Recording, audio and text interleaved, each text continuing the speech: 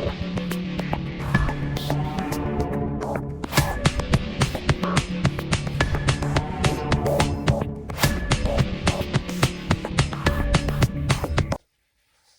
folks, Tyconders here doing another action figure review, and today, well, before I set off on today's review, I will say Happy New Year's if you are watching this in 2026.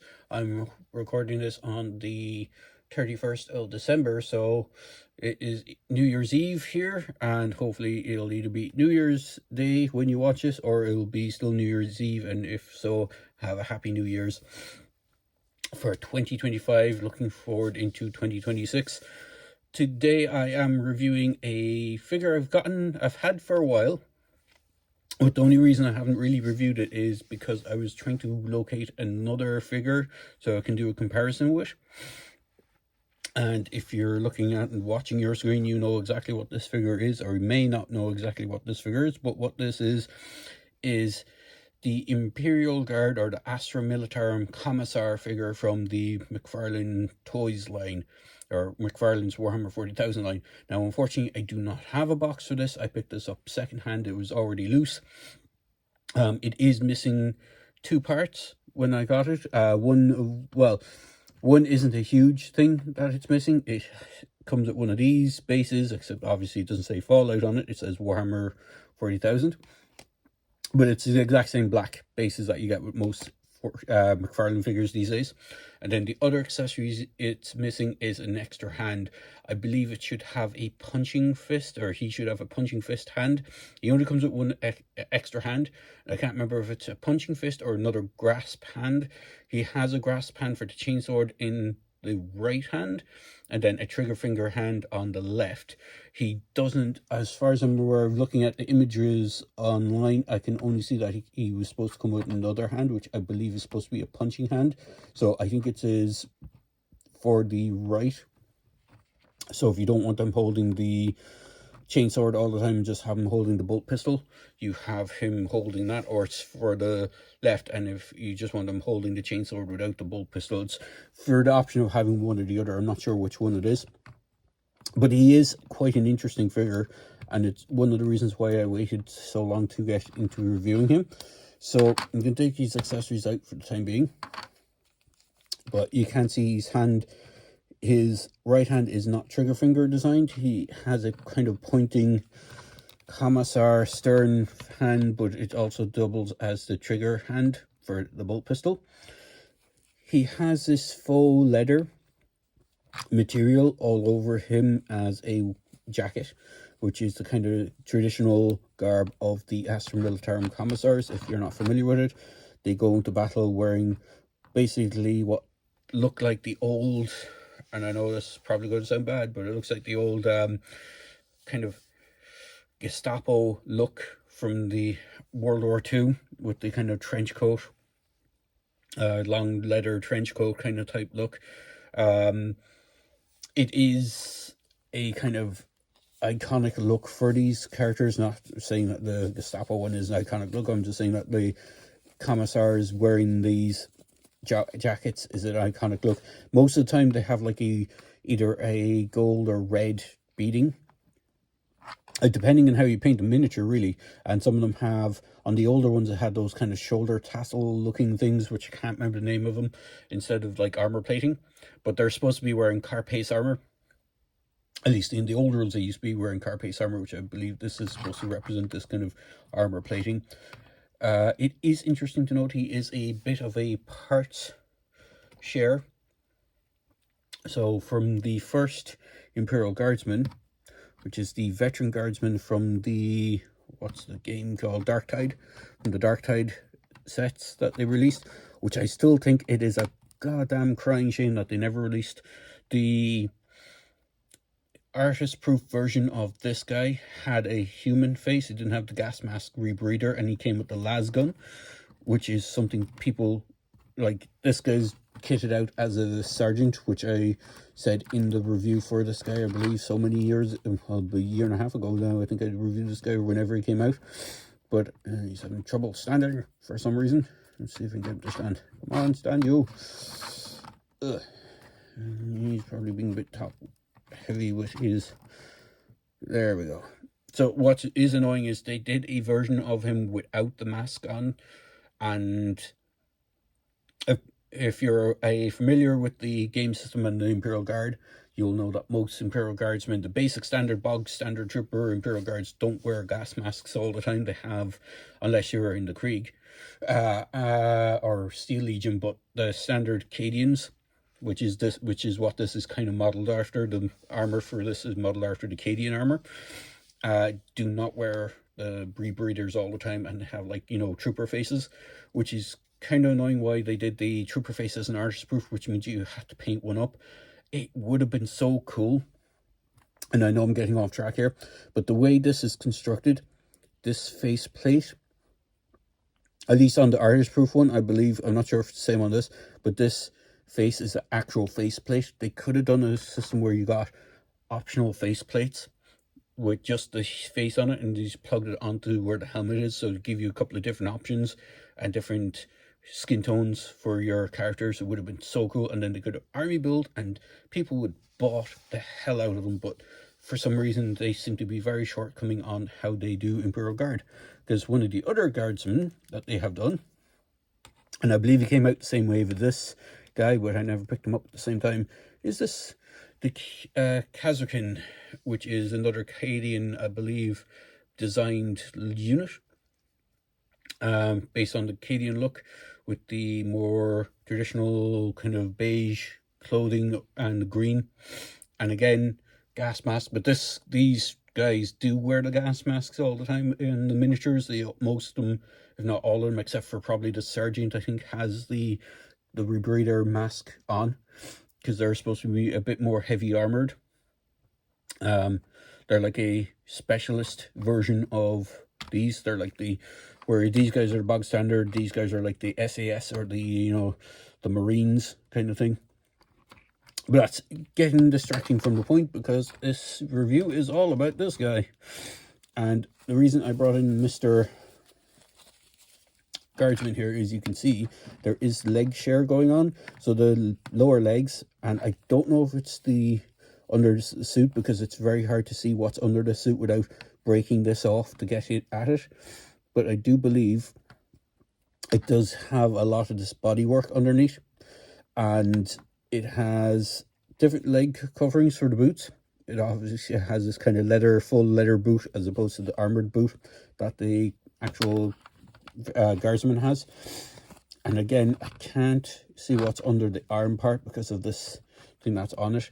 It is interesting to note that this, when I first saw these, I thought this was part of this faux leather thing, but this is, the whole cuff is actually a solid plastic piece with this armor plate attached onto it, and it's just kind of either glued or stitched on in place. I believe they're glued, because the little armor plates are kind of glued in place.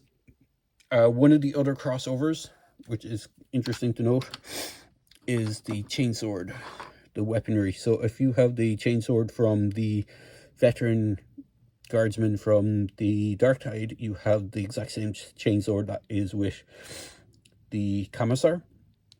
They just reused it. I don't think they even changed the paint application. It looks identical. So it is interesting to note. The one difference is he comes with the bolt pistol instead of the las pistol. But if you wanted to, again, you can swap out las pistol for the bolt pistol. In fact, I will do that there. So if I pull out the old las pistol out of this guy's arm, try and get him to stand again, because I moved his foot slightly. There. We'll just stand you up at the back here. So if you want to give him the las pistol, you can give him a las pistol over the bolt pistol. But the bolt pistol is quite nice. It is scaled for these guys, as opposed to being oversized. It's not like the same bolt pistols that come with the Space Marines. Those ones are pretty dang huge. So they are a different scale. Try and get this guy in. I'm kind of looking off screen to see if I have one of the Marines handy with a bolt pistol, so I can show what I mean. I do have, does he have one?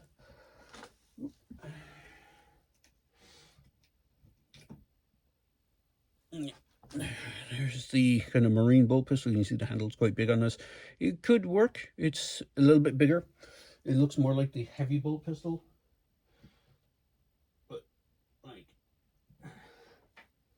if I was given one of the Space Marine chain swords, you can see the scale is way different. The one for the Space Marine is nearly the entire size, or at least over half the size of the Commissar himself. I was hoping to see if I could find my guy with the plasma pistol, but unfortunately he does not appear to be anywhere around, so I could see if the plasma pistol looks anyway good in his hand. Because another kind of standard equipment for guardsmen, or at least guardsmen characters, would be a plasma pistol option. Or if you really wanted to go to town, and I don't know if it's still an option for them, they used to be able to rock Stormbolters. Now there's a Terminator figure for Mcfarlane, a Space Marine Terminator, which I never picked up, which I'm kicking myself for never picking up, because trying to get him now on the secondary market is insanely expensive. But I really do love the Acadian stuff, or the Guards Astra Militarum stuff. I really wish they would do more. There is an artist proof version of this guy, which makes no sense to me, but we'll bring in tape measure. It does stand around 7 inches. So the weird thing about the artist proof version is it's the kind of paint by numbers, as you would call it. So his boots, his arms, his head are all just grey plastic. But it's interesting to note that this trench coat thing that he has on is still the exact same trench coat that this one has, but these armor plates aren't painted and the belt isn't painted. So it's like he has grayscale, but he's like a black. The black suit is still there. As I said, this kind of thing is a weird suit, because it's kind of like faux leathery stuff. I don't know how this will hold up to the test of time, mainly because I've had figures in the past that uses this kind of stuff, and if they get too cold or too damp, or if they're stored in the wrong sort of conditions, it tends to deteriorate really, really fast. So there's a possibility that this armor piece, or this accessory piece, might fall apart over time.